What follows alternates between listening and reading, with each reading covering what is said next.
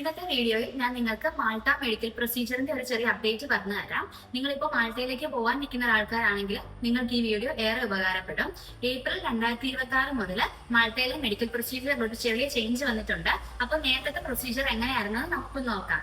Approved ആയിട്ടുള്ള ലബോറട്ടറിയിൽ candidate direct ചെയ്യുന്നത് മെഡിക്കൽ അപ്പോയിന്റ്മെന്റ് എടുക്കണമായിരുന്നു.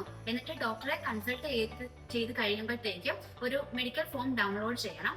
ഡോക്ടർ റിസൾട്ട് എല്ലാം പരിശോധിച്ചതിന് ശേഷം ആ മെഡിക്കൽ ഫോം പൂരിപ്പിച്ചു തരും.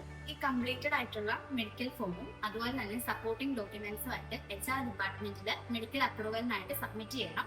അതിനുശേഷം IDCUവിൽ നിന്ന് ഏകദേശം ഒരാഴ്ചയോളം മെഡിക്കൽ അപ്രൂവൽ കിട്ടാനായിട്ട് സമയമെടുക്കും. ഇനി നമുക്ക് പുതിയ പ്രൊസീജിയർ എങ്ങനെയാണെന്ന് നോക്കാം. പുതിയ മെഡിക്കൽ പ്രൊസീജിയർ എങ്ങനെയാണെന്ന് നോക്കിയാലോ, ആദ്യം തന്നെ എംപ്ലോയർക്ക് കാൻഡിഡേറ്റ് തന്നെ താമസിക്കാൻ പോകുന്ന അഡ്രസ്സും അതുപോലെ തന്നെ ഇമെയിൽ അഡ്രസ്സും ഫോൺ നമ്പറും കൊടുക്കണം. അതിനുശേഷം എംപ്ലോയർ സിസ്റ്റത്തിൽ ഒരു പ്രൊഫൈൽ ക്രിയേറ്റ് ചെയ്യും. അപ്പോൾ ആ പ്രൊഫൈൽ ക്രിയേറ്റ് ചെയ്ത ശേഷം എംപ്ലോയർക്ക് ഒരു റെഫറൻസ് നമ്പർ ലഭിക്കും. കാൻഡിഡേറ്റ് മെഡിക്കൽ എക്സാമിനേഷന് വേണ്ടി പോകുമ്പോഴത്തേക്കും ഹോസ്പിറ്റലിൽ ഈ റെഫറൻസ് നമ്പർ നിർബന്ധമായും കാണിക്കണം. ടെസ്റ്റ് റിസൾട്ട് പൂർത്തിയായതിനു ശേഷം എംപ്ലോയർ ഈ ടെസ്റ്റ് റിസൾട്ട്സ് കാൻഡിഡേറ്റിന്റെ പ്രൊഫൈലിലേക്ക് അപ്ലോഡ് ചെയ്യും.